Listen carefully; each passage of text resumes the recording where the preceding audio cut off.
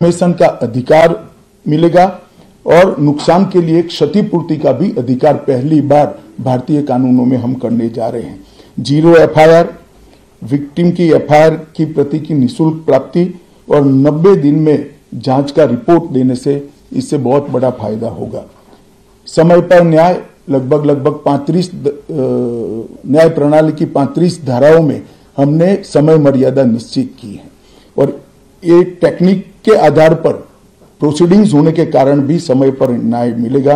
3 दिन में एफआईआर दर्ज करनी है, 7 दिन के भीतर जांच रिपोर्ट पीड़िता के सार्वजनिक करनी है, 60 दिन के अंदर ही अपराध तय करने हैं और घोषित अपराधियों के खिलाफ 90 दिन के अंदर मुकदमा कायम करना है और आपराधिक मामलों में मुकदमे की सुनवाई के बाद ज्यादा से ज्यादा 45 दिन के अंदर जजमेंट की घोषणा करनी है। तो कई जगह पे हमने समय को कम कर बाध्य कर हमने जल्दी से न्याय मिल पाए इस दिशा में काम किया है। हमने 3 वर्ष से कम कारावास में, 60 वर्ष से अधिक उम्र में के लोग जो है, इसमें पुलिस अधिकारियों की पूर्व अनुमति अरेस्ट के लिए अनिवार्य करी है। गिरफ्तार व्यक्ति को 24 घंटे में मजिस्ट्रेट के सामने ले जाने का प्रावधान भी कानूनी बनाया है और 20 से ऐसी ज्यादा धाराएं हैं जिसमें पुलिस की जवाबदेही हमने सुनिश्चित करी है। पहली बार पीई का भी हमने प्रावधान इसके अंदर किया है। साक्ष्यों के संबंध में भी टेक्नोलॉजी को हमने बढ़ावा दिया है। इलेक्ट्रॉनिक साक्ष्यों के प्रति विश्वसनीयता बढ़े, इसके लिए कानूनी प्रावधान कड़े किए हैं। सर्वर लॉग, स्थान संबंधी साक्ष्य और वॉइस मेल, इस सब की व्याख्याएं की गई है।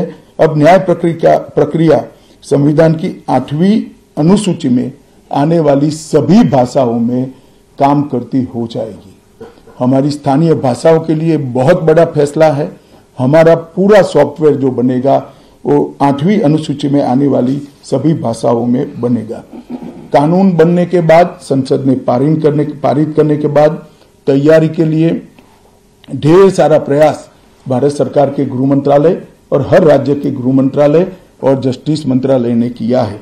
लगभग 22.5 लाख पुलिस कर्मियों की ट्रेनिंग के लिए 12,000 मास्टर ट्रेनर्स बना दिए गए। कई इंस्टीट्यूशन को अधिकृत किया गया और 23,992 मास्टर ट्रेनर अब तक ट्रेन हो चुके हैं। जुडिशरी में 21,000 सबऑर्डिनेट जुडिशरी का ट्रेनिंग हो चुका है और इसके लिए भी आगे पर मास्टर ट्रेनर्स की कई बैच स्थानीय भाषाओं में तैयार हो गई है। 20,000 पब्लिक प्रोसिक्यूटर्स को ट्रेन किया गया है और लगभग हर प्रोसिक्यूटर को एक ऐप दे दिया गया है और नए कानून छापे हुए दिए गए हैं कि पुरानी धारा कौन सी थी, नई धारा कौन सी है। प्रिजन के 51,224 कर्मचारियों का ट्रेनिंग हुआ है और फॉरेंसिक के 4,000 कर्मचारियों का ट्रेनिंग हुआ है।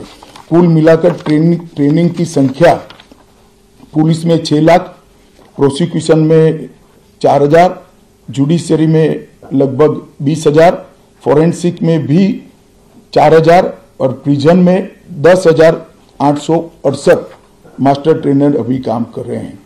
मित्रों, ये संहिता के लिए कुछ विपक्ष के मित्र अलग अलग बातें मीडिया के सामने रख रहे हैं कि अभी ट्रेनिंग नहीं हुई है, चर्चा नहीं हुई है। मैं आप सभी को बताना चाहता हूं कि लोकसभा में कुल मिलाकर 9 घंटा और 29 मिनट चर्चा हुई है। 34 सदस्यों ने इसके अंदर पार्टिसिपेट किया है। राज्यसभा में 6 घंटा और 70 मिनट चर्चा हुई, 40 सदस्यों ने पार्टिसिपेट किया है। एक ये भी झूठ चलाया जा रहा है कि सबको बाल निकालने के बाद ये बिल लाया गया। बिल बिजनेस एडवाइजरी कमेटी में पहले से निश्चित था। मेरा ये स्पष्ट मानना है कि 14 तारीख से ही विपक्ष ने सदन का बहिष्कार करने जैसी हरकतें करी थी और शायद वो हिस्सा लेना नहीं चाहते थे।